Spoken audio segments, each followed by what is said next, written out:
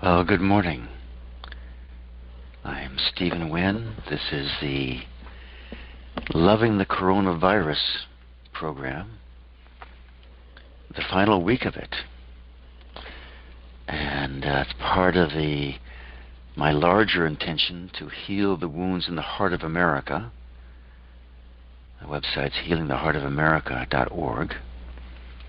And certainly this virus qualifies in terms of creating a wound in the heart of America and really the heart of the world.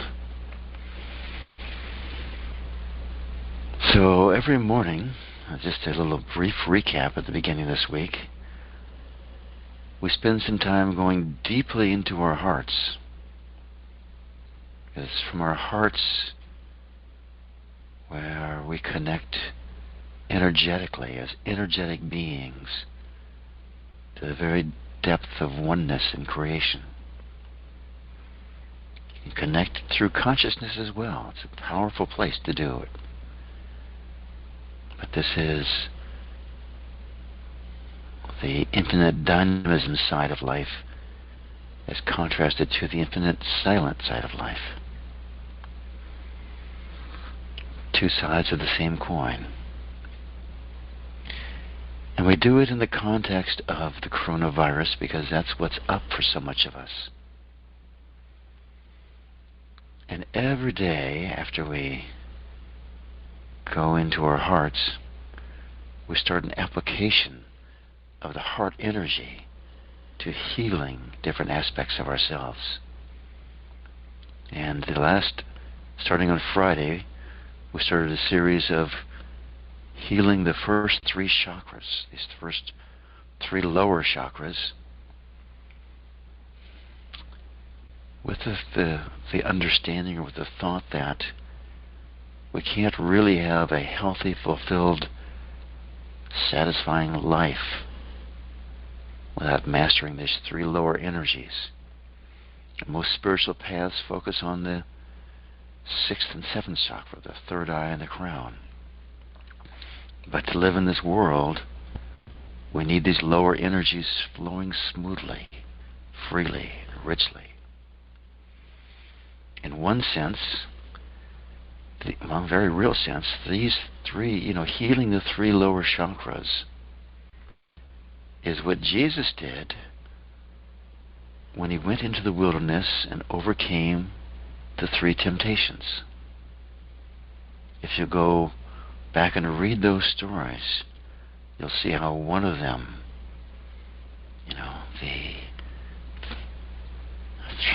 throw yourself over this cliff and see if the angels will catch you and save you, is all about survival, the first chakra. Another one, turn these stones into bread, is all about control, power, the third chakra.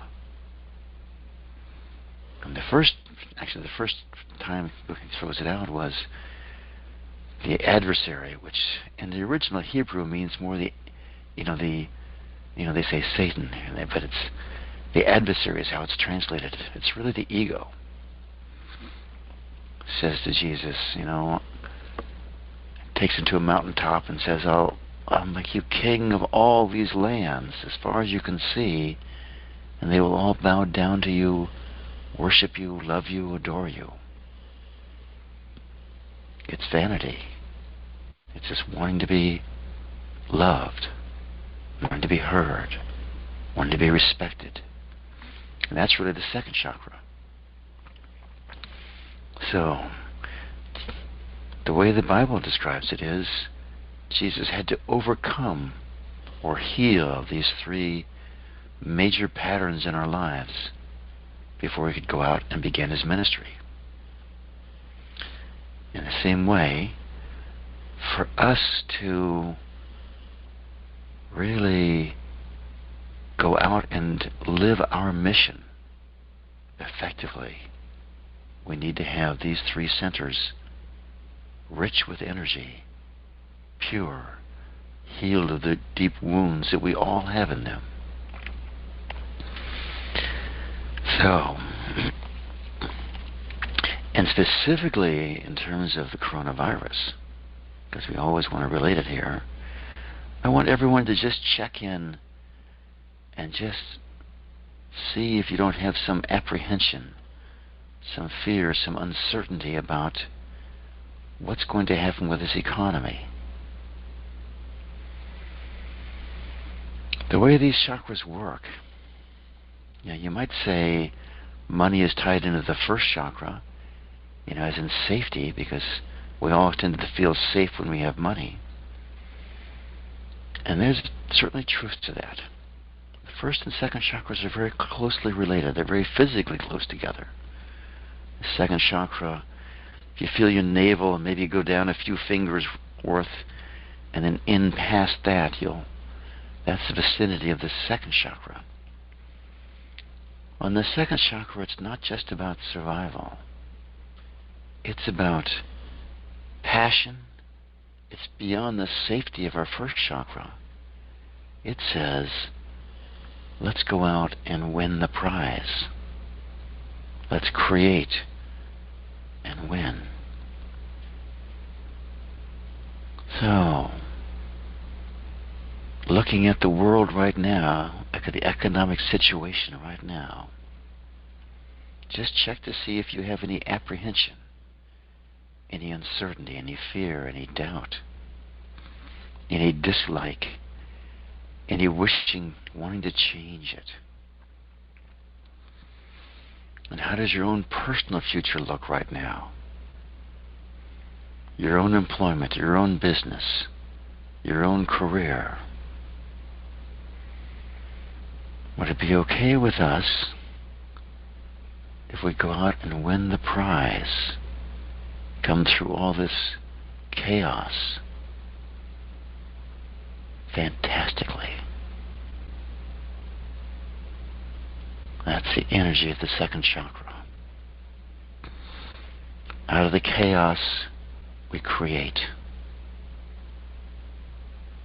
Creation, it's really the sexual chakra. We procreate out of this one.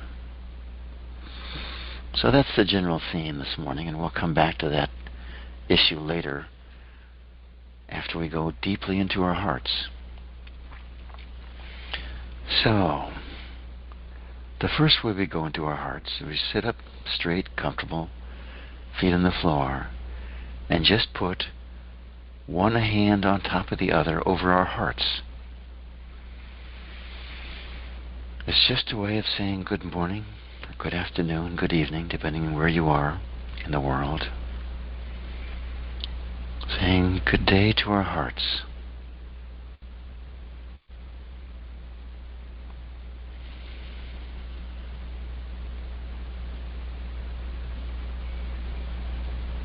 And we're just going to sit here for a minute or two.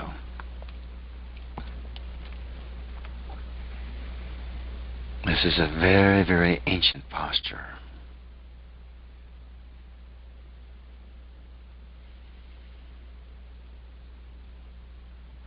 Known for thousands and thousands of years based on statues that have been found.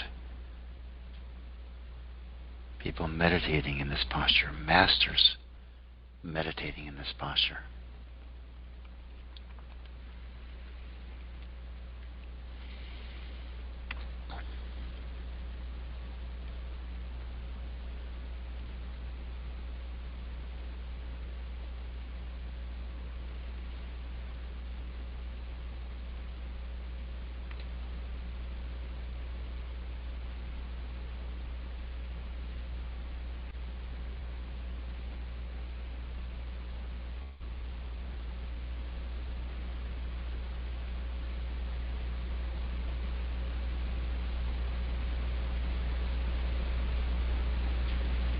Maybe you begin to feel your heartbeat in your chest, through your palms of your hands or your fingertips.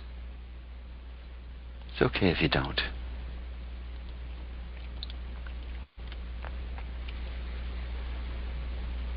And now just take a moment and notice your experience in your room, in your body.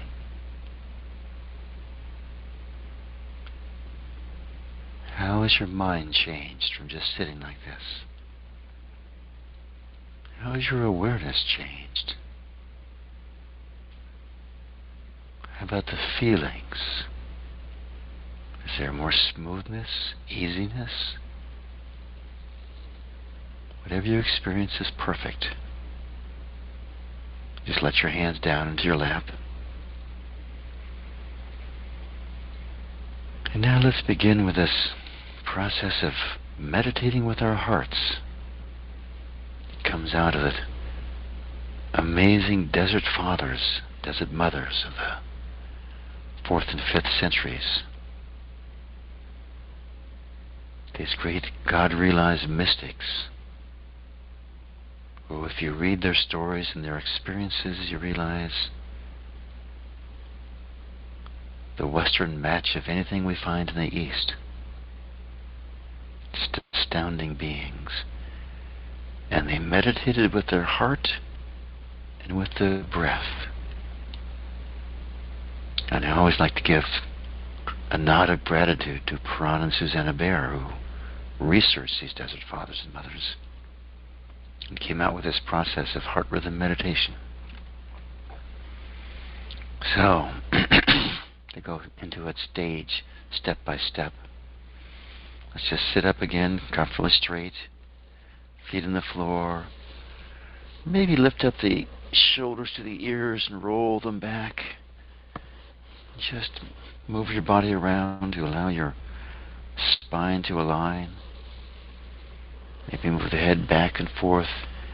Usually we have to tilt the head forward, the chin back, to get that proper alignment of the spine. Once we're here, let's just begin noticing our breath. Don't need to change it at this point. Just notice it.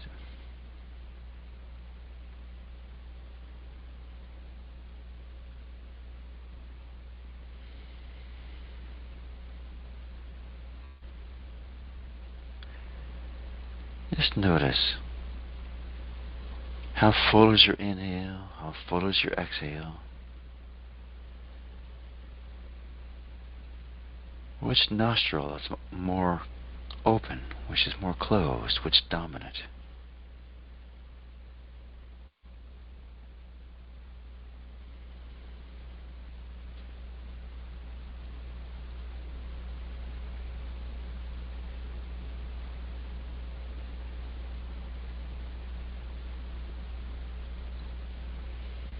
Just being with something is a way of loving it.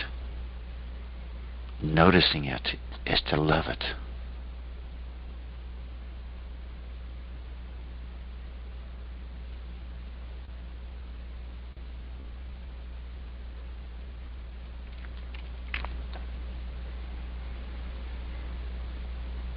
And let's move on to the second step. Although you might just take a moment and notice again, compare it to yourself to just a minute before. What happens when you notice your breath?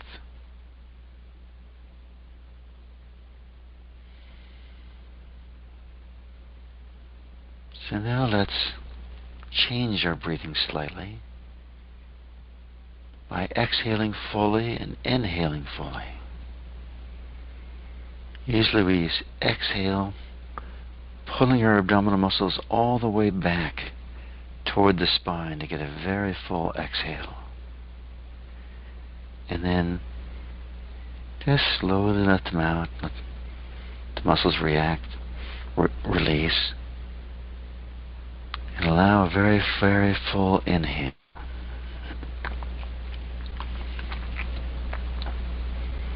Just do that for a minute or two.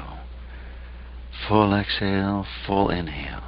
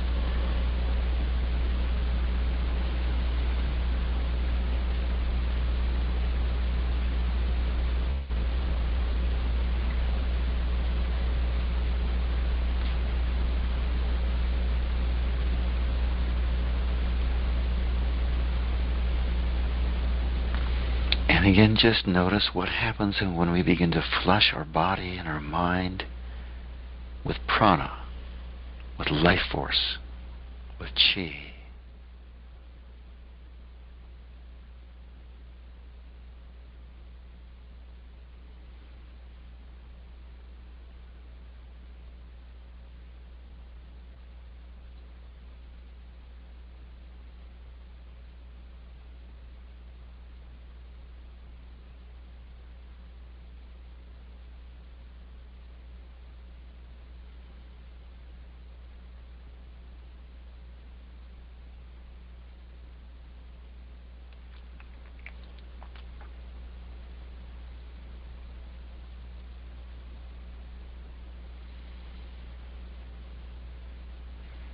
What happens to you when you flush your body with life force?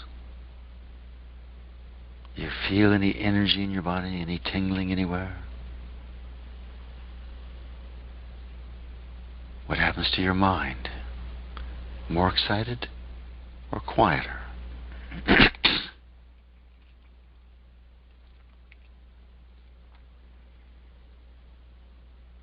And now let's begin the formal part of heart rhythm meditation, where we connect the rhythm of our heartbeat to the rhythm of our breath. What this means is, for most people, we exhale or inhale to the count of 8 heartbeats, and then we exhale to the count of 8 heartbeats.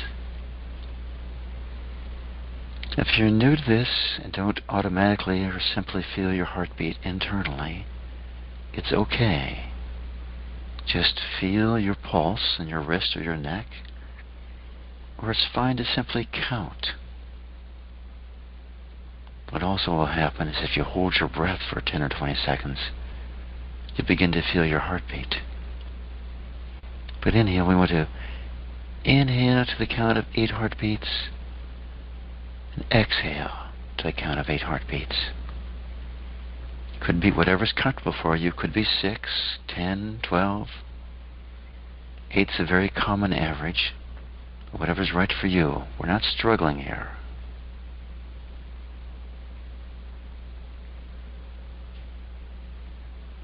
And what begins to happen as we move into this very deep rhythm that connects us to the rhythm of nature, the third big rhythm in our body starts to join in and become connected over time.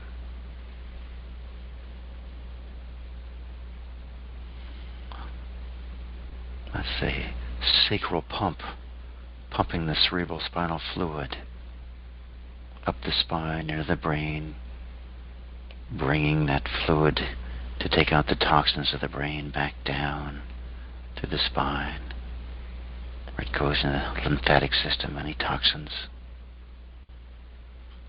We begin to connect to the magnetic pulsing of the earth.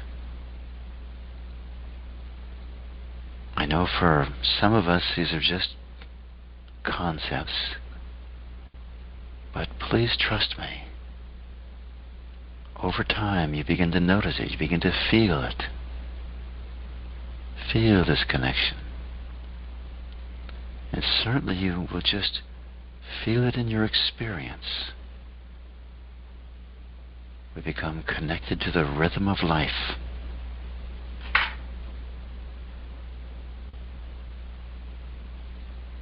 If you have a name for your heartbeat, be sure to use that.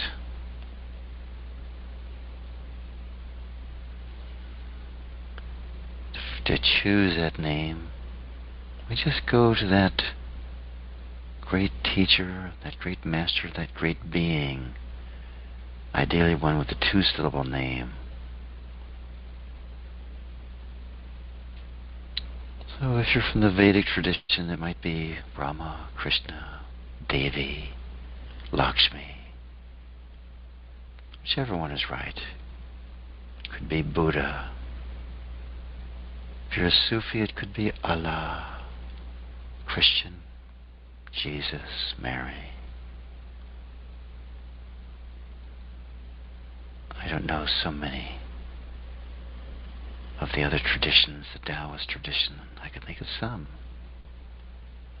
It's just, if we add a name to that heartbeat, it becomes very intimate to our being, that being.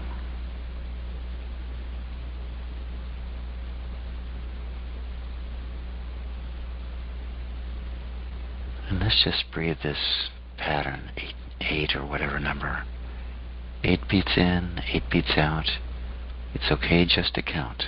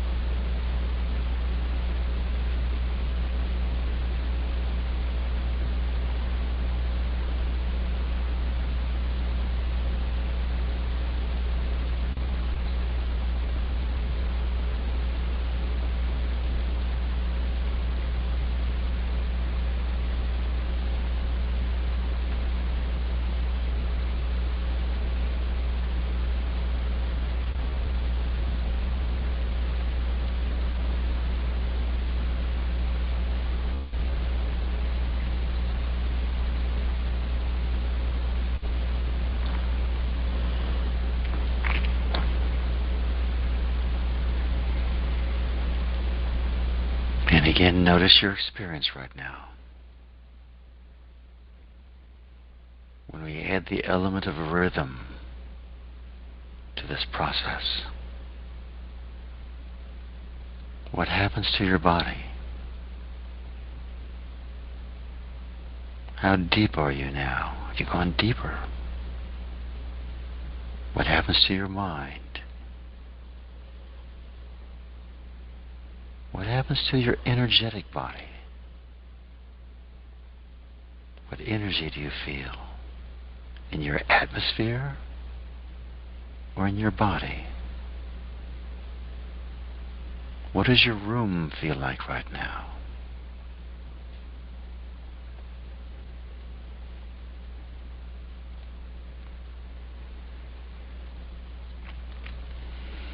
So every day after this, we use some application, some adaptation of this basic heart rhythm. Place this beingness, this experience.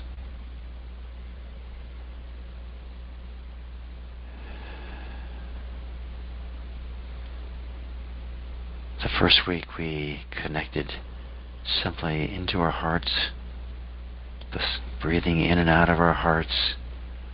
We did the swinging breath. We did the square breath.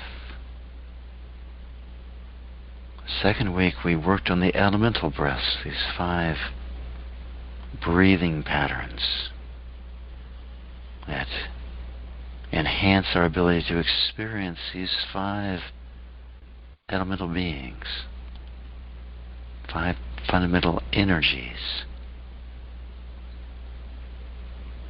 earth, air, fire, water. Each one, from my experience, corresponding to a different chamber of the heart.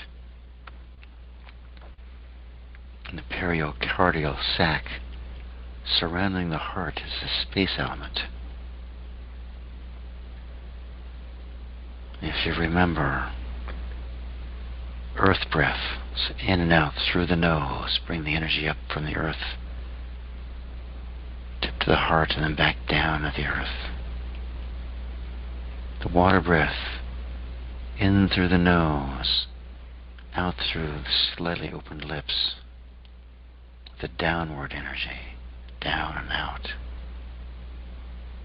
Fire element, inhaling through slightly open lips into the solar plexus, holding it there, letting the light come out, exhaling through the nostrils. Different breathing patterns for every element. Air element, in and out through a slightly open mouth. And the incredible ether breath, in and out through both the nose and the mouth simultaneously.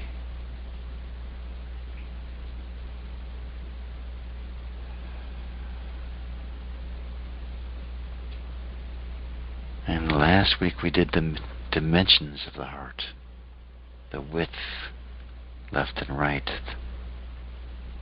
the vertical dimension, the height and the depth, the forward and backward dimension, the inner dimension of the heart. So to go into this morning's meditation, this application of these energies we've been exploring, all with the context that the mind and the brain become the center of our consciousness, but our heart is the center of our energetic body. So I'd like to start just the most simple of our practices, breathing into the heart. We fill up the lungs through the nose, whatever one you want, but inhaling and the air comes in, fills up our heart, and then exhales.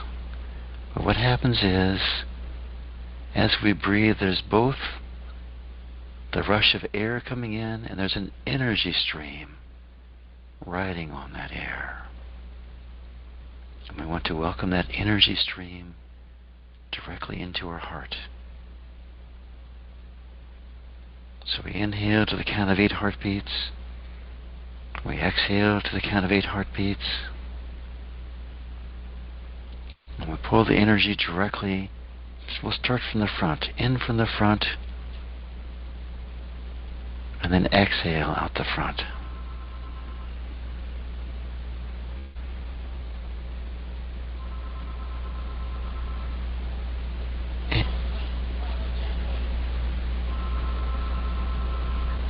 Inhale to the count of 8 heartbeats, or whatever number your is. Exhale to that same count. Filling the heart with energy. Feel the stream of energy fill up your heart. And exhale back out the front.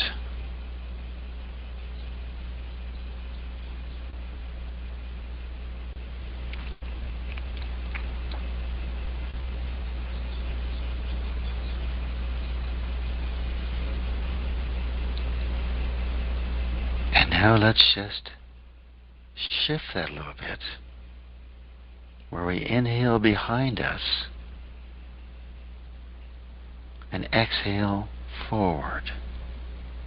So this time, as we inhale with the count of 8 heartbeats, pull the energy in from behind us and move out. Exhale the energy going forward.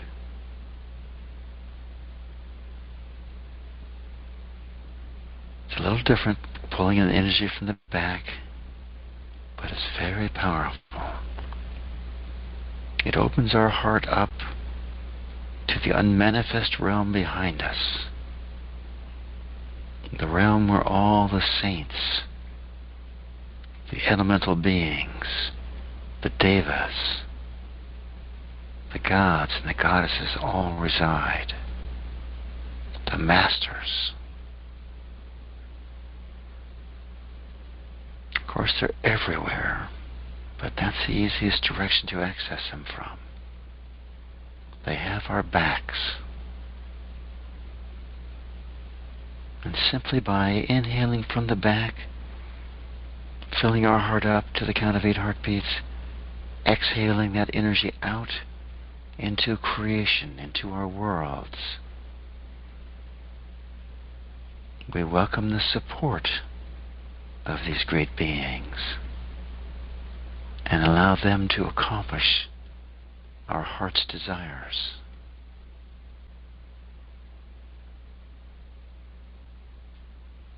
And just do that another round or two. Inhale, filling up from the back.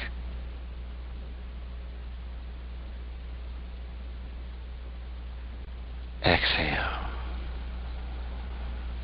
Energy going forward.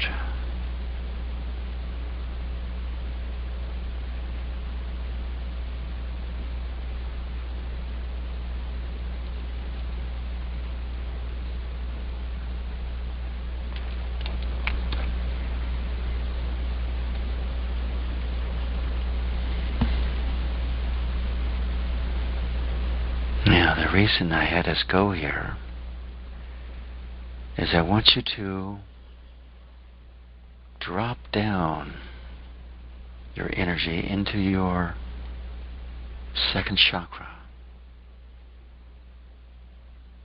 I want you to breathe in and out of your second chakra. We'll just do that from the front, just like we did with the heart. As you breathe, the air goes into your lungs, but now the energy goes into the second chakra about 2 fingers below your navel. It can be an approximate area, it doesn't matter. Inhale, the count of 8 heartbeats, and then exhale from there. Let that energy go forward into the world.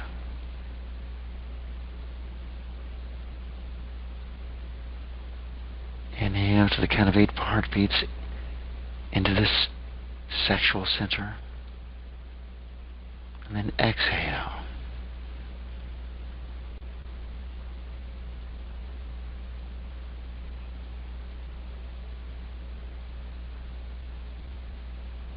Inhale to the count of 8 heartbeats into this center, directly, energy coming directly from forward right now. And then exhale. All we're doing is we're playing. I know it's a different experience for you, but very powerful. And we don't mind if it doesn't seem to work. We just let our imagination lead that practice. It's perfectly okay. It begins to become a very real experience soon enough. No judgment, just love. And now, just like with the heart, which we've done a number of times, I want you to inhale from behind you into that second chakra area. That's going to be about a palm width, maybe a little higher, above your tailbone, say 6 inches. And it's okay to keep it just there in the spine. We inhale to the count of 8 heartbeats, whatever number. And then exhale with the energy going forward.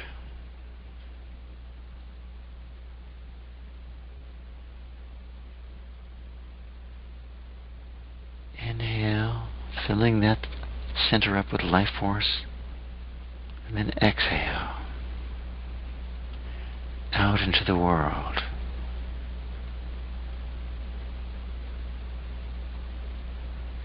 Inhale. Fill it up. And then out through the front.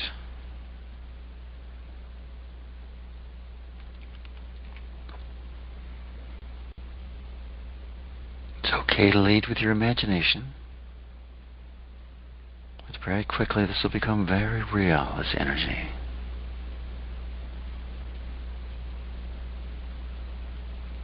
Just keep doing that. I'm going to tell you why this is such an extraordinary practice.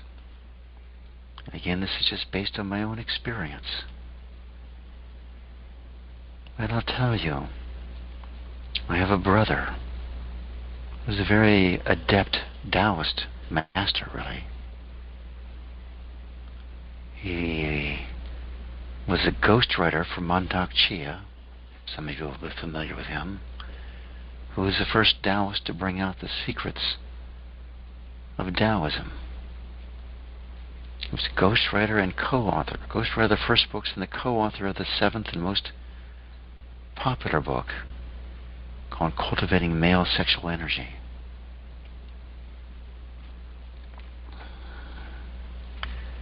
He tells me that in the Taoist world, what happens when we develop chi is we really take chi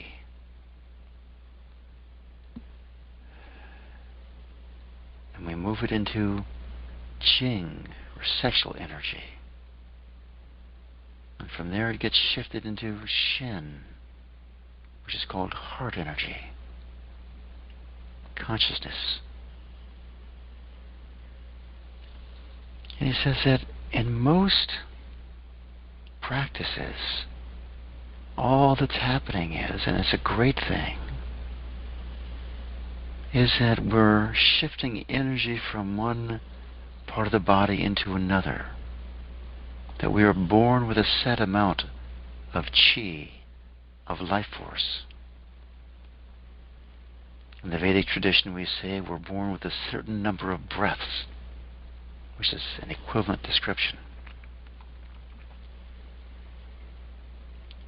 But by doing this particular practice, we are inhaling and bringing into our system primordial chi, universal chi. This is the life center. We create life here.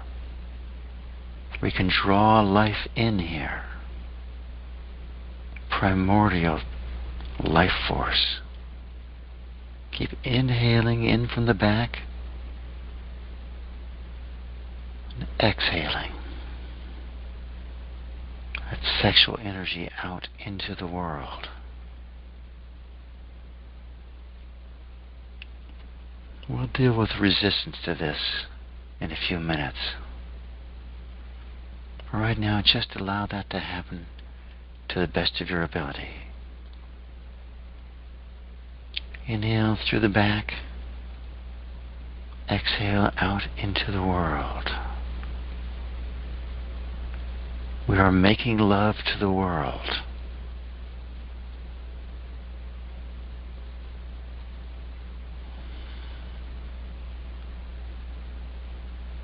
And I mean that in the most spiritual way. A subtle, energetic manner of making love with the world.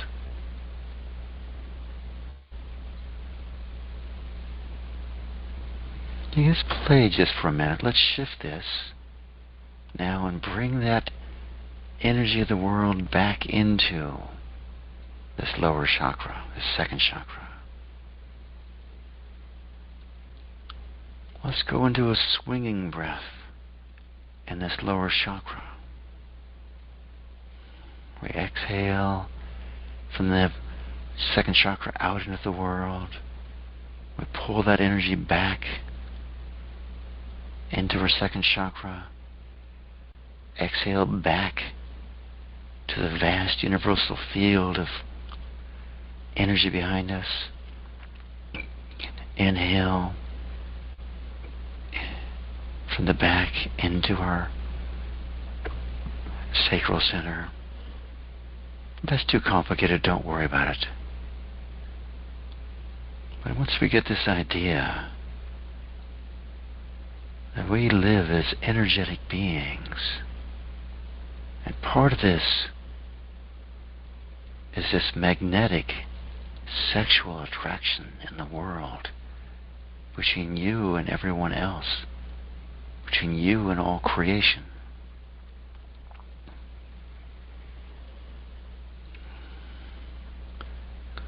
And this is an exercise on the energetic level. I am not encouraging promiscuity here whatsoever.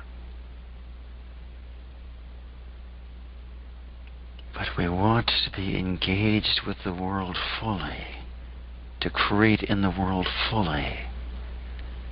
We want to add this creative energy into our work, into our family, into our art, into our spiritual world. It adds a huge dimension, this creativity.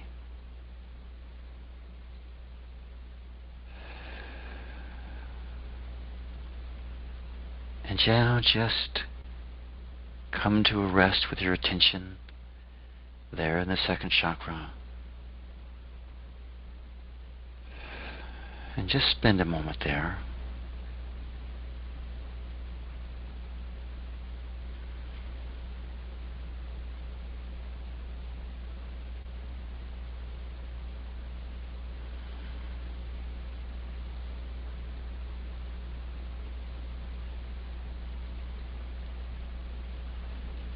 There's one other practice I want to teach you. We won't do it so long, but I want you to be aware of it in case you come to the realization that you need a lot of second chakra work. But in this practice, we're going to build upon a natural energetic pattern or channel between the second chakra and the fifth chakra. That's the throat chakra.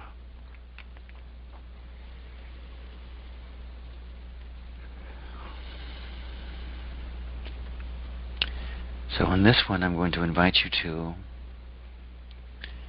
inhale, and I encourage you to do it from the back. You could do it from the front also. Inhale into your second chakra. Fill up, and then as you exhale, exhale up the spine, the energy, and out through the front of your throat.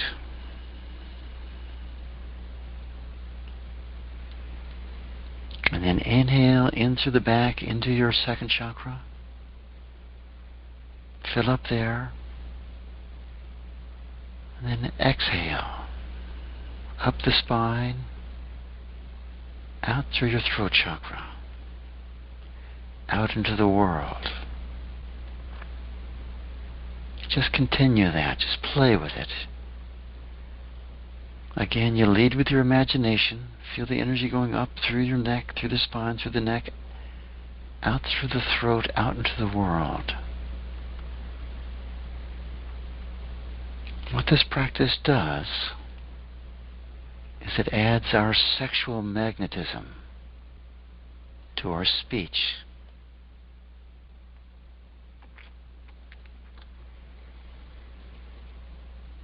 The throat chakra is also a great power center. They all are, some more so than others. They create with power through their own means. But really, when you do affirmations, that sort of thing, when you do chanting, devotional singing, you want to engage this lower chakra.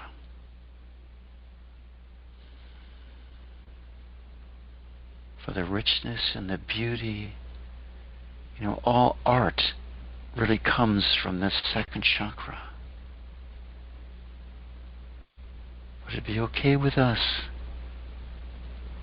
if our speech was creative? It says in the Bible, in Job, "Thou shalt decree a thing, and it shall become.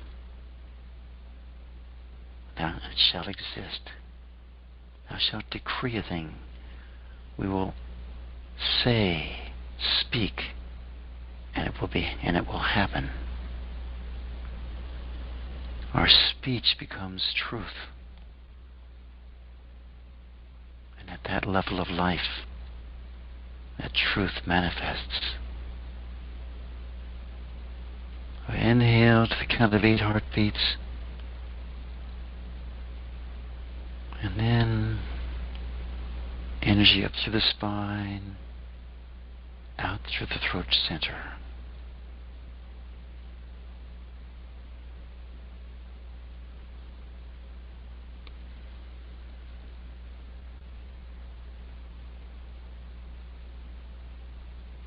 So, let's just let that rest for a minute and take a moment to assess and notice yourself.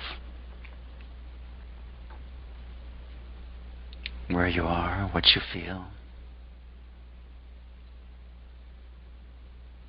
who you are. And let's just ask some questions and find some resistance to all of this.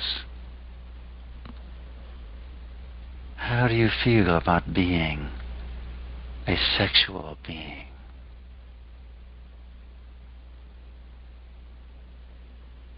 Check to see if any fear comes up, any resistance. Oh no, I might get out of control. Whatever comes up for you, could you welcome that up?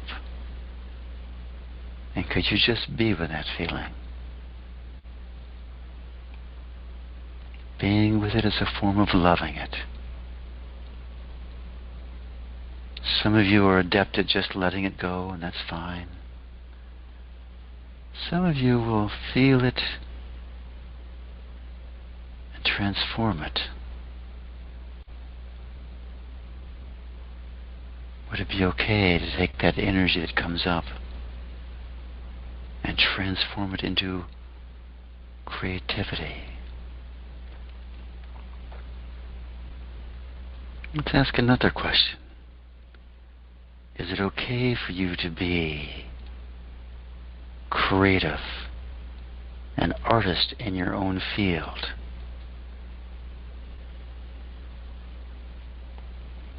It doesn't mean you have to be a painter or a sculptor or a musician, but those are wonderful forms of creativity. If you're a business person, is it okay if you are creative? Isn't that where the real success comes from? If you're a scientist, would it be okay to be creative? A school teacher, obviously okay to be creative, finding new ways to impart knowledge and wisdom to your students. What about as a car mechanic, as a mother, as a doctor? Would it be okay if we say, I look forward to being creative, and just check to see if there's any doubt or fear with that? Some of us have a bias against creativity.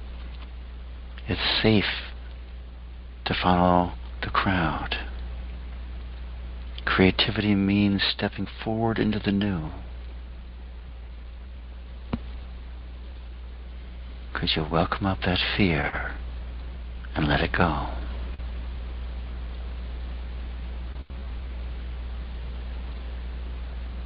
That exercise where we were putting forth our sexual energy into the world, making love to the world. What came up for you with that? Any concern?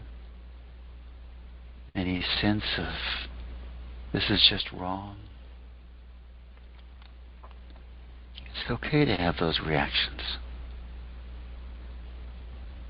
It's okay to hold on to them if you choose. But could you, at the very least, love them? Could you love that part of you that wants to protect you from being promiscuous.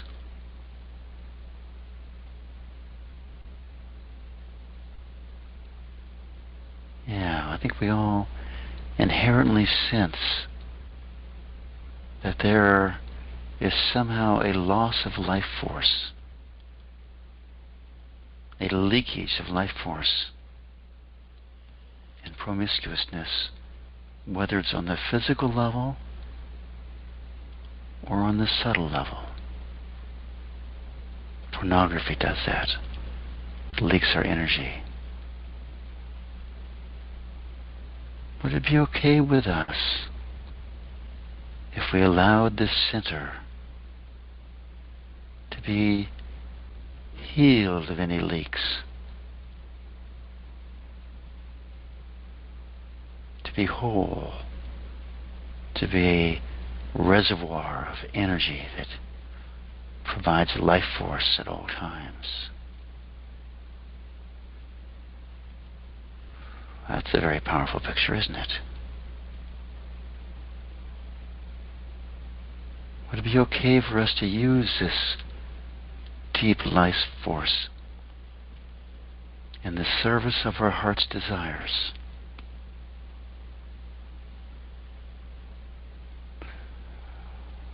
Another powerful picture.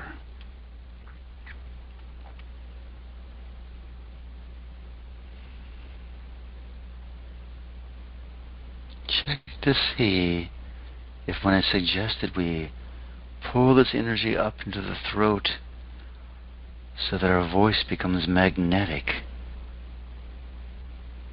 charged with this sexual magnetism. Check to see if that brings out fear. For some of us, it's not safe to do that. But could you welcome up the fear?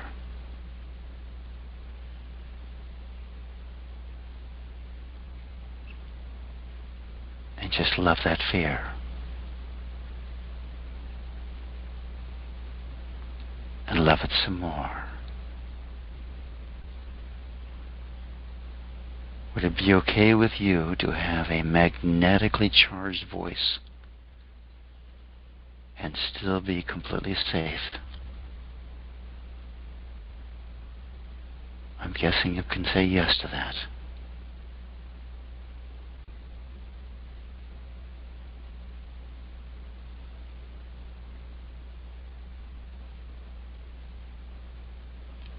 This is a center about wanting love and approval.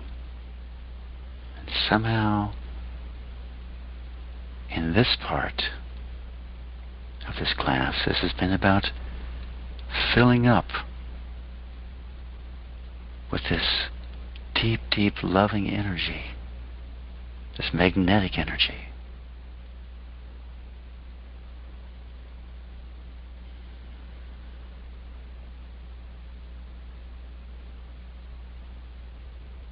Check to see where you want love and approval in your life, where you want to be heard, where you want to be respected.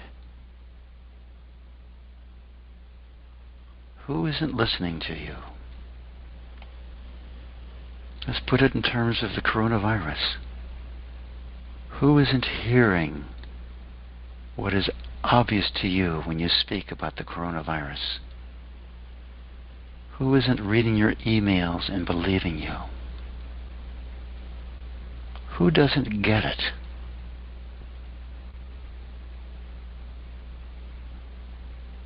Could you welcome up that wanting to be heard? Feel that lacking feeling and let that go.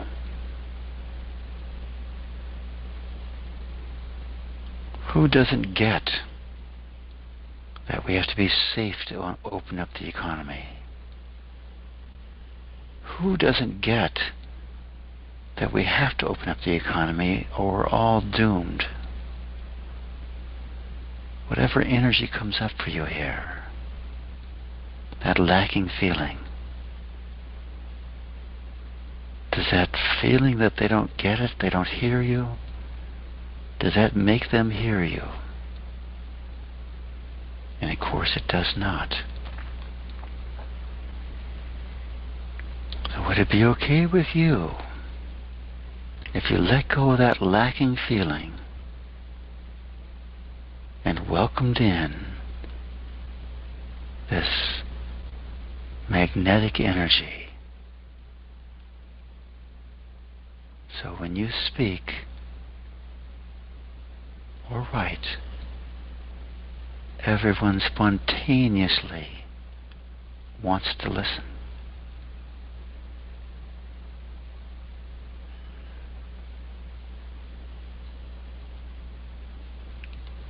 And again, to go back to this opening fear that I stirred up or tried to stir up about this chaos in the world and the economic world. Would it be okay with you if through your creativity I look forward to the coming restructuring of the world economy?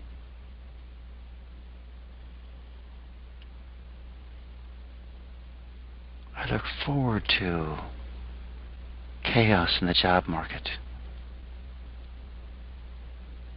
And whatever comes up that doesn't work, you don't like, fear, concern, doubt, could you just welcome that up and let that go? And let that go some more.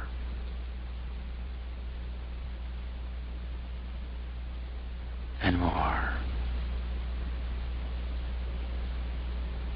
And could you just sit peacefully, quietly, in this certainty of who you are, fully silent, fully energized,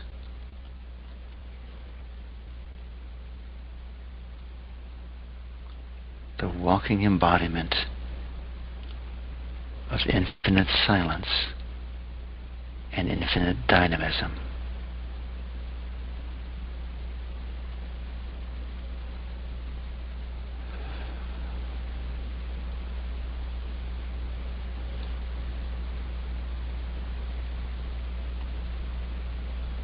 And let's just end this meditation here. Take a minute or two to open your eyes up.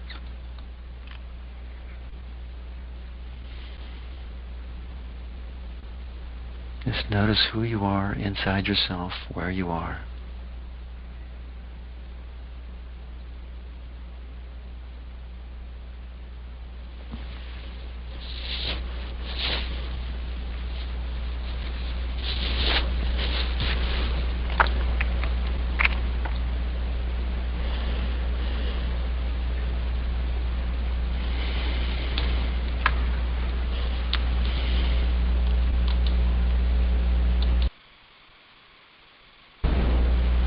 Not to rush anyone, but I've opened up the Q&A session. So if you've been stirred up and need to work, or if you want to report a gain, or have a question or something like that, you'd hit *6.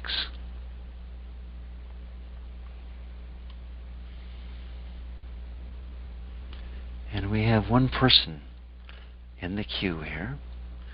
I just don't want to go too quickly. Area code 6110, 610. Hang on a second. I want to give people time to come out.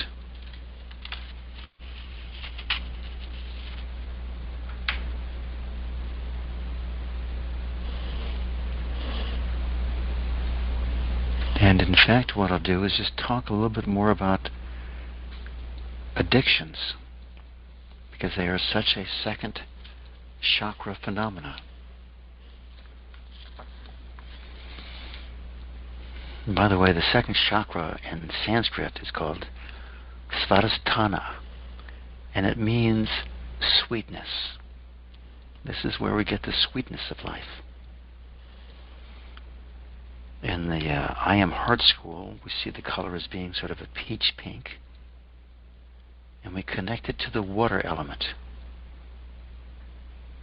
So technically speaking, and I don't think I said that, I should have invited you to do the water breath while you're doing those meditations, but it's fine. The thing about addictions is that they're about sweetness. There's always some pleasure in them.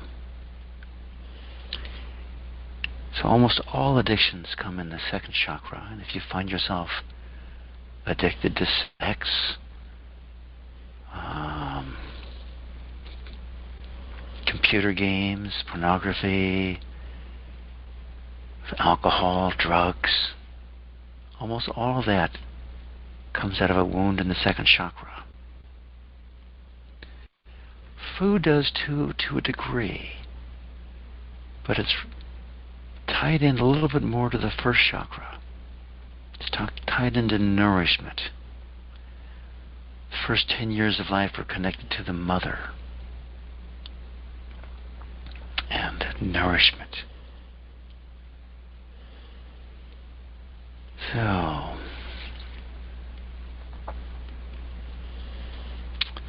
all right, that's enough time. People have come out. I'm going to say good morning, area code 610. To who do we have? Good morning. Good morning, and who is this? This is Andrea. Andrea, hi. Good morning, Andrea. Hi, Steve. Good morning. Hi. Yeah. Is it Steve or Stephen? Oh, it's actually Stephen. Stephen. Good morning, Yeah. Stephen. Good morning. Yeah. Hi. So this is great for me, the second chakra work. Really powerful. What's coming up for me is that I could break through in is creativity in the form of creating, innovating, being a magnet for more financial prosperity. Yes. And one thing I've been working on is allowing a creative side business, or maybe even a creative change. Like a career change that's creative, that is more about financial prosperity. And with my business right now, I'll say that I'm looking at getting like a PPP loan, and some others around me are having a really easy time and they're just getting their loans, but I'm not. Right. And but honestly, I haven't put a lot of energy into it either, and I realized during this meditation that I'm kind of already assuming I'm not going to get it, so I'm kind of probably not going to put that much money into getting it, effort into getting it. So I kind of already killed the possibility of getting the loan by deciding ahead of time I'm probably not going to get it and other people will. And that's kind of an ongoing theme in my life that I'd like to work on. And I think it's a second chakra thing. It's like others get it, but I won't. Right. So that's sort of the I'm not good enough, isn't it? Yeah, I think we got yeah. I'm not good enough. That early program of I'm not good enough. Mm-hmm. So let's go there, Andrea. Yeah, thank you, yeah. When you first think about not being good enough, or that other people get it but not me, do you have some early memory about that happening when that first showed up in your life? Well, I think some comparison to older sibling who I thought was better than me in every way. All good things came to her. Yeah, not good enough. Everything comes to her. Okay, gotcha. So, about how old? Do you have some really clear experience there, or just a general sense of it? I think a general sense of like good elementary school through junior high, kind of. Good. So, older sister getting everything, and you're not getting it. Okay, she's better than you are. So, when this comes up for you, can you? What do you feel when you go back to your back then? What were you feeling back then? Sort of shame, I think, is there. Yes, shame is a big second chakra thing. I can tell you that. So, can you welcome up that shame? Yeah. Yeah. Welcome it up some more. Yeah. And everyone else on the phone, Andrea will take us down deeply to that place where we can feel shame in our life also. So can you go down and feel that shame some more? Yeah. Yes. And do you like that shame? No. No. So would it be okay with you if you welcomed up that not liking feeling? Yes. Yes. And could you just let that not liking feeling go? Yes. Could you let go of that not liking feeling go some more?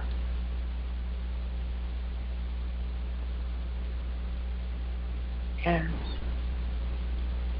And could you let go of that not liking feeling some more?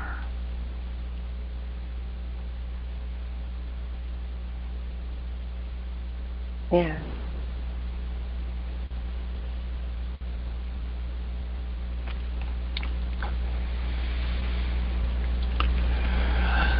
So, let's just squeeze the lemon here a little bit. Imagine always, always, always feeling shame in your life.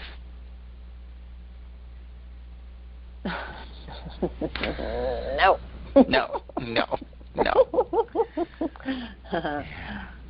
Okay. Yeah, I think I kind of do. I think that's easy for me to imagine. Yeah, so it's what you, kind of. it's, yeah, so see, there's deep resistance to this. And does that let the shame go, or does that hold the shame there? Hold the shame down, yeah. You hold the shame down, don't you? Mm-hmm. So could you let go some more of resisting shame? Yeah. And could you let go some more of resisting shame? Yeah. And more.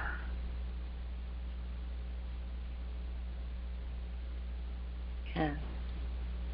And could you let go some more of resisting shame? Yeah. And since resisting and suppressing shame hasn't made it go away, would it be okay with you if we turn that upside down and tried giving shame some love and approval? Yeah. Just because it feels good. Could you give that shame some love and approval? Yeah. Yeah, I know it's a strange thought, isn't it? I have resistance to giving it love and approval. That's a good thing for me to discover. So let's get a context here. You notice remember the other day, and it might have been with Bobby, but I forget who it was. Maybe it was you or Tracy who came to the realization that they could rather had the capacity to feel sadness than to not feel sadness. I don't know if you remember that. But let's do that here. So, would you rather have a wide array of emotions to feel, or just a very limited array of emotions to feel? No, I guess I'd rather have the full array. Yeah. It adds more fullness to life, doesn't it? Yeah. So would it be okay with you to feel negative emotions as well as positive emotions? Yeah. Yeah. And just on the level of discrimination, how are we going to have positive emotions without negative emotions in this realm of duality? Can you see that? Yes, contrast. Contrast, yeah. And would it be okay with you if you allowed shame to be okay to experience? Yeah. It is okay, isn't it, when you look at it like that? Could you allow shame just to be another feeling, another color in the artist's palette? Yeah. Would that be okay with you? Yeah. Yeah. And when an artist paints a landscape, let's say, is it richer and fuller and more beautiful to have all the colors in it? Yeah. It is, isn't it? Could you allow shame to be one of the colors of your emotional life? Yes. That's okay, isn't it? That's okay. So, I look forward to feeling shame. I don't go there either, by the way. Okay? Well, this shame is a really deep energy. I'm amazed I haven't played with it more in the past. So everyone go there, I look forward to feeling shame. And just check to see what comes up. What comes up for you, Andrea? I look forward to feeling shame. What comes up is allowing the feeling that's there rather than pushing it down and shoving it away. Nice. So which feels better, to push it down or to welcome it up? Welcome it up feels better. Yes. Welcome it up feels better. And can you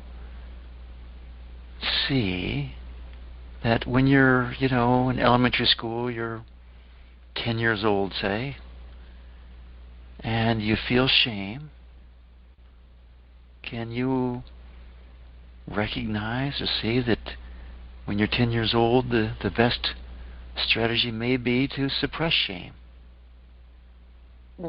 Yeah. Yeah.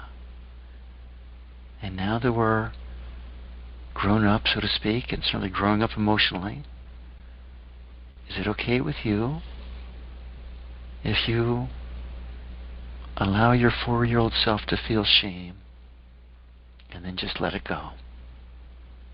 Yeah. Or 10-year-old self, 4th grade, feel shame and let it go. Yeah. Would it be okay with you to go back to your picture of being ashamed of yourself for not being as good as your sister, and just feel that shame and let it go? Yeah. Yeah. This is not a stronger energy than anything else is it? It's just energy, right? Right. Yeah. So would it be okay with you if you look at that period where you were feeling ashamed as just, a formative period in your life that allowed you to be who you are now? Yeah. Yeah. And could you look back at that memory and just love the memory? Yeah. And is it okay with you, by going back and loving the memory, that it just becomes this precious memory and loses its ability to run your life right now? Is that okay with you? Yeah. Yeah. So let's look at right now how you've sort of given up on getting your PPP loan because it's just not going to happen. Other people can get it, but I can't. Right? Right. Can you feel that energy right now? Yes. And how does it feel compared to the energy of shame? Is it the same or is it different? This one's kind of like a angry, resentful. Yes. Gotcha. Yeah, angry, resentful kind of. So can you welcome up all that anger and all that resentment? Yeah, it's jealousy. Yes. Jealousy. Yes, anger, resentment, jealousy. Jealousy. Yeah. Jealousy up in 2nd chakra. That's for sure. Can you welcome that up? And yes. just be with it, love it. Yeah. Can you see it as an amazing act of creation of a 10-year-old child? Yeah. Wow. That 10-year-old part of you was an artist. Okay? saw this energy, decided to hang on to it as part of the palette of who we are, the three-dimensional palette of who we are. So welcome up that energy some more. And is it okay with you if you let go of your 10-year-old picture of yourself and allow a new picture of yourself as being worthy and whole? Yeah. Deep amount of self-worthiness.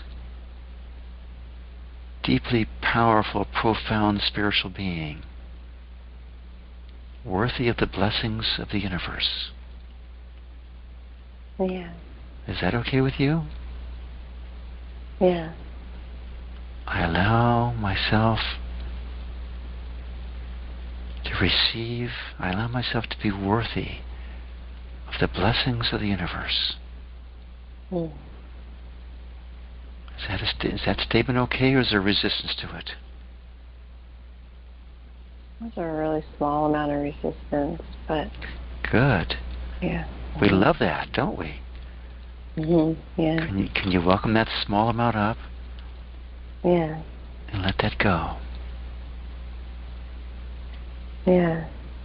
And can you actually check inside that small amount? Is it a big deep pool inside, or is it easy to just let it go?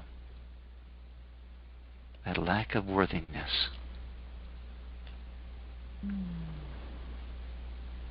It's a little bit. It's less sticky. It's much less sticky than it used to be. Good. Wanting to hold. There's a little bit of resistance. Something that's like wanting to hold on to that belief of unworthiness. I think it's just right, because that's been so familiar. Yes. But I'm ready to let it go at the same time. Could you allow yourself to be safe enough to let that go? Yes. Yes. Could you allow some more safety? Yeah. Yes. Could you let it go some more?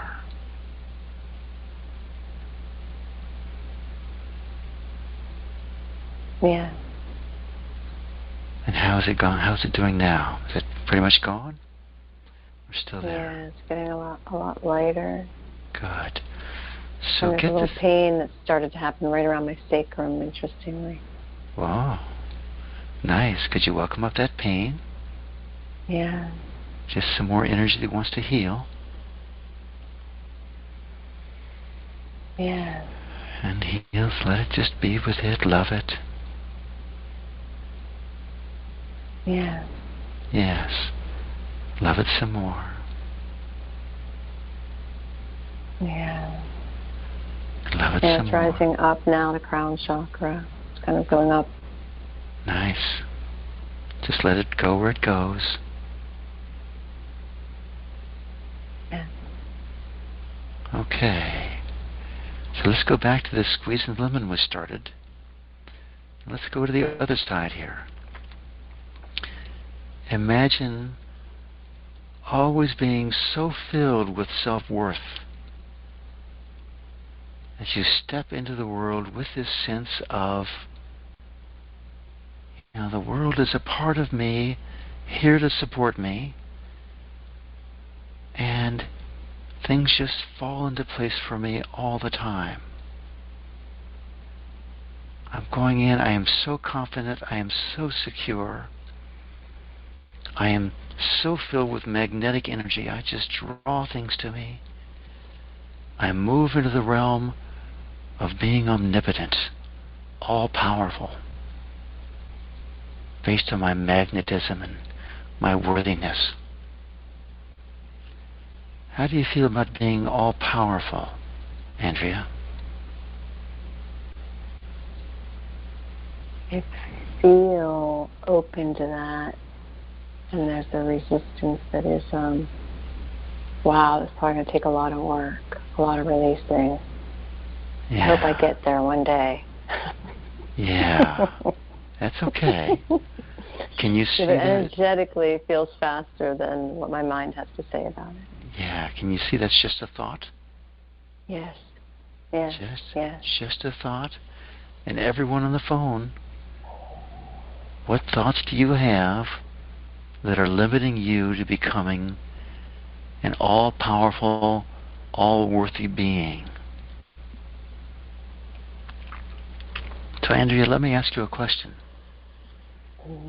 At the deepest levels of your being, at the deepest levels of your heart, we're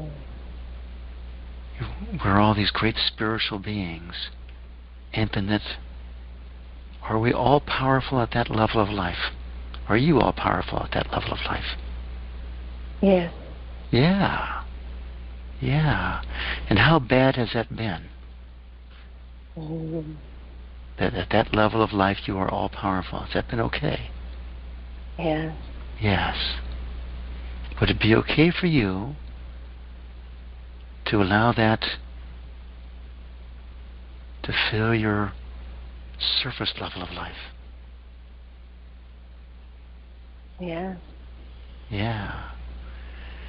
And is it okay with you to be all powerful, fabulously magnetic, and possibly make some mistakes and then correct them? Yes. That'd be okay, wouldn't it? Yes. Yeah. I mean, isn't that just sort of how creation evolves? An artist paints a painting and they erase part of it and repaint that part. Is that okay? Yeah. Could you allow yourself to be safe and all-powerful? Yes. Safe and all powerful. Yes. That's okay, isn't it? Yeah. Was it okay with you if you are wildly magnetic and still safe? Such a good question for me. Yes. Good. Could you set that intention again? It's okay for me to be... myself, yes. Go ahead. To be wildly magnetic and safe. Yes. So we have this, we tend to go, if I'm wildly magnetic, I'll draw on all sorts of stuff. Yeah, they might kill me. They might see me and kill me. They might see me and they might kill me, yes. So let's just change that picture. I'm thinking of some of the really magnetic people. I'm thinking of Nelson Mandela, Martin Luther King, John Kennedy, some of these really highly charged magnetic people. Would it be okay with you to be highly charged magnetic and still be safe and be balanced in the use of your magnetism? Yeah. That's okay, isn't it? That's okay. That's okay. And everyone else go to that same question. Where is your resistance? Where's your fear? Could you welcome up, Andrea, could you welcome up any fear you have about being wildly magnetic? Yeah. They might kill me, like Martin Luther King and John F. Kennedy. I didn't think about that when I went through them out. Yes, or as a female, being safe to be seen. Yes, They might hunt me down and hunt you down. Me or yes, so welcome up. Right. Welcome that up. These are just fears, right? Yes. And is it okay for you to welcome up this fear, let it go, and still allow yourself to be safe? Yes.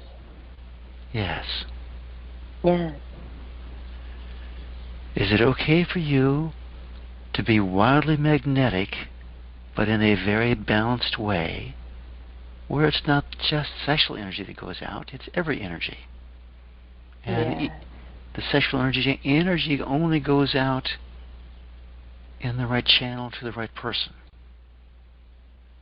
Yeah. Would that be okay with you? Yeah. Yes. In a sense, I'm saying, is it okay with you if you are the master of your energies? Yeah. That's okay, isn't it? Yeah. And go back to the fears of, they see me, I'm magnetic, they're going to hunt me down and kill me, they're going to rape me, they're going to do this, do that. Can you welcome that energy up? Yeah. And we're all in a very quiet place, I know it. From this very quiet place, how big do those fears really look? They look so ridiculous. Yeah, they look ridiculous, don't they? Yes. Could you just wash them away? Yes. Wash them away.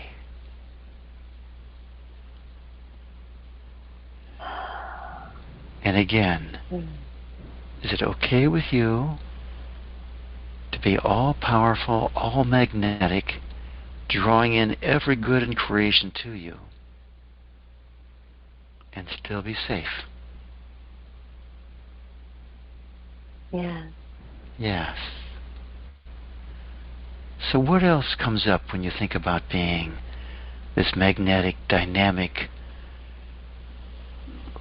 easily achieving things in the world person, where they just come in, all of nature comes behind you and goes forward and opens up the door and just allows them all to happen for you? Yeah, the thing that comes up first, which is really familiar, I hear this from my mind a lot, and that sounds great. That's for other people have that, but right. I don't know how to make that happen for me. Yes. So, can you welcome up that feeling? Yes. Doubt. And just, yes. That doubt and disbelief. It's not necessarily true, is it? No. No, it's just a thought. It's just a thought. Yeah. Could you just let that go? Yeah. Let it go some more.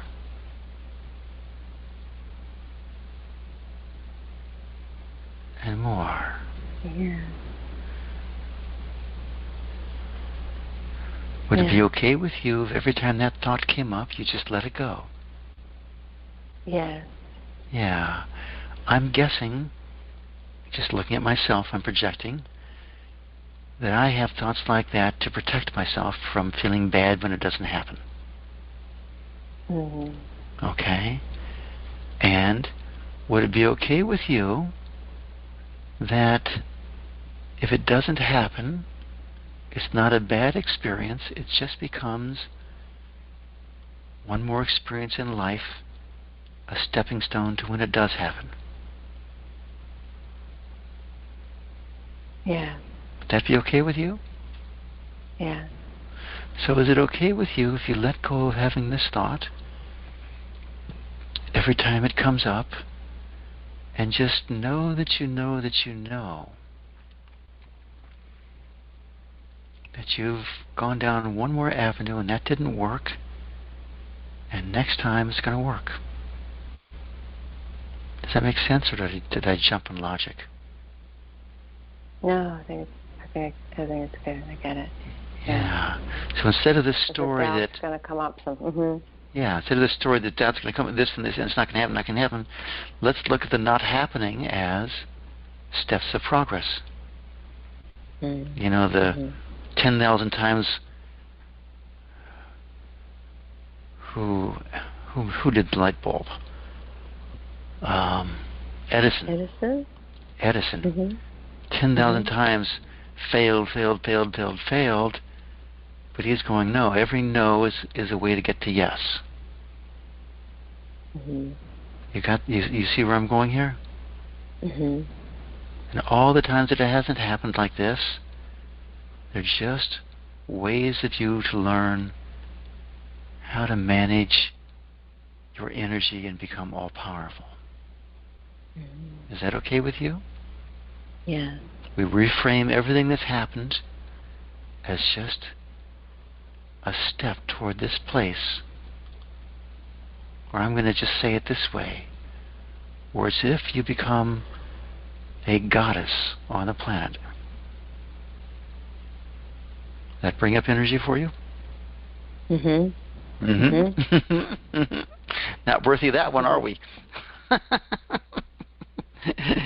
You're speaking for everyone.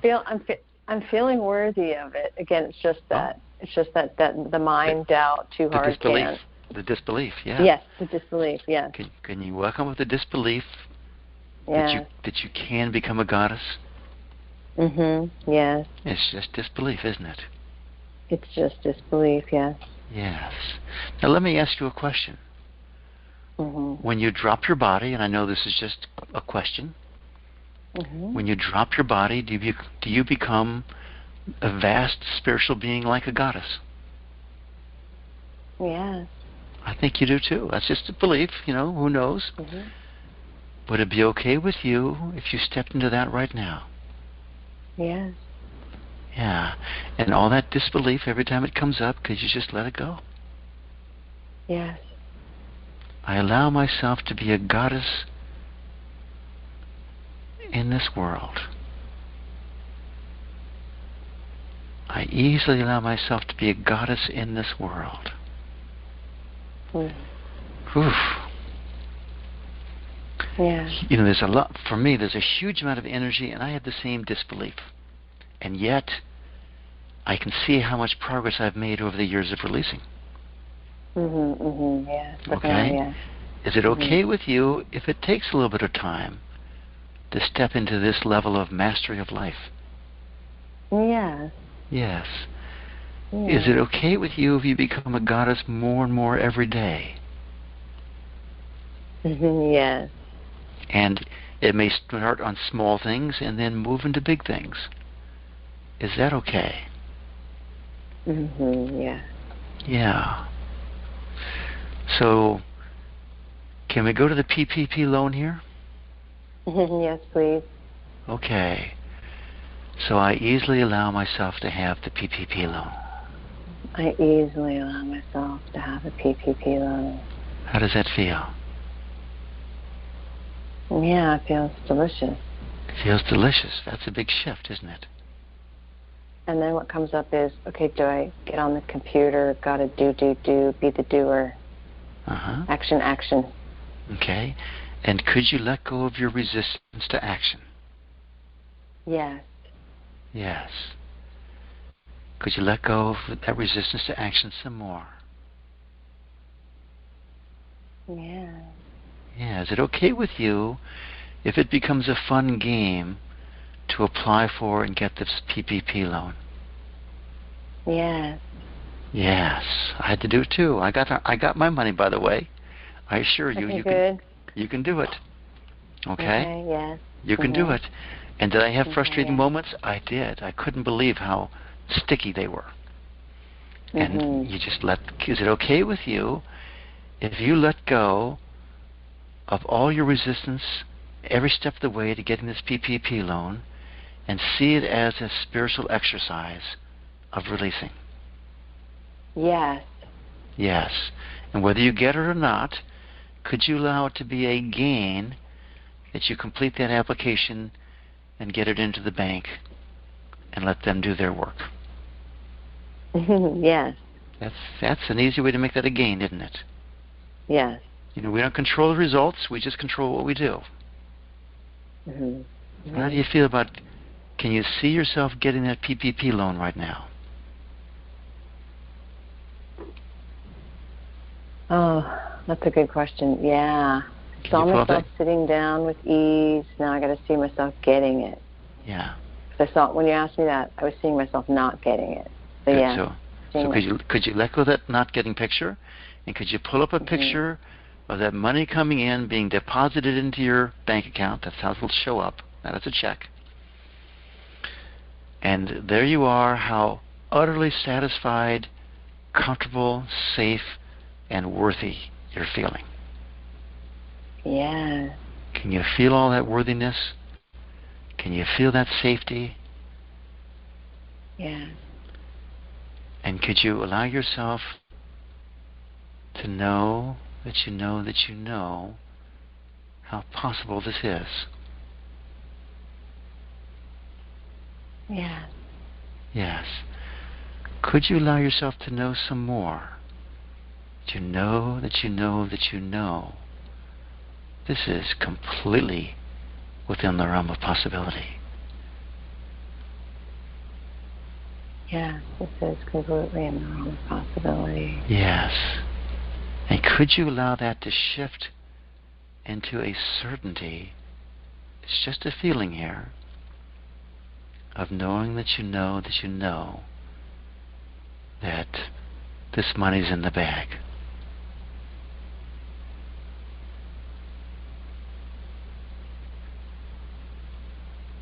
Mm-hmm. Yeah, the energy of a little bit of heels dug in, like, but what if, but what if, but what yes. if? Can you welcome that energy up? Yes. And it's just energy, right? Yes. So could you let that energy go? Yes.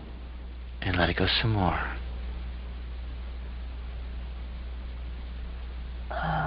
Yes. So this disbelieving energy from a 10 down to a 0, with 0 being no disbelief whatsoever, complete belief.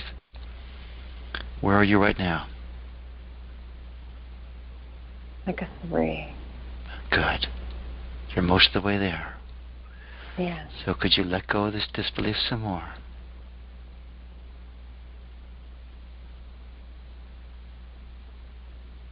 Yes. And more.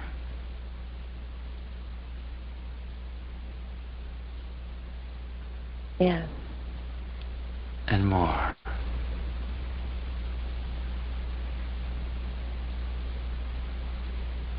Yes. And more.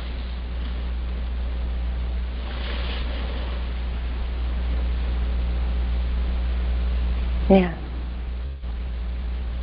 And where are you right now? 10 down to 0, with 0 having none of this energy. Like a 1 or 2. 1 or 2, good.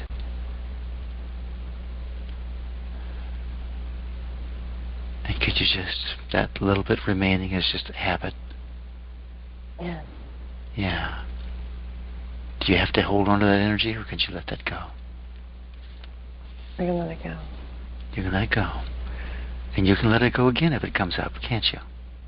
Yes. And is it okay with you? We'll go back to the sentence again here, this question again here.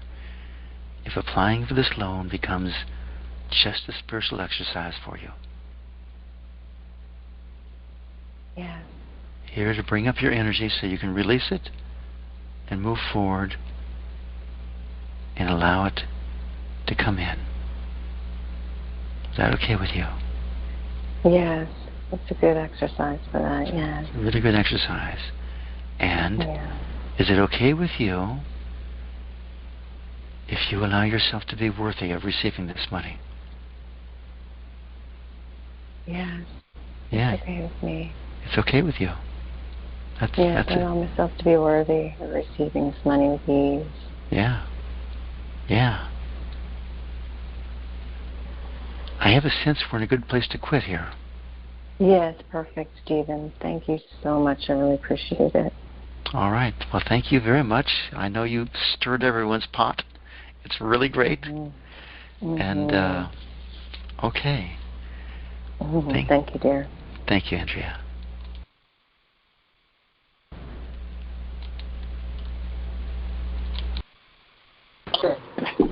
Thank you, Stephen. All right, you guys. Thank you. Thanks so much. Thank you so much. Have a great day. Thank you, everyone.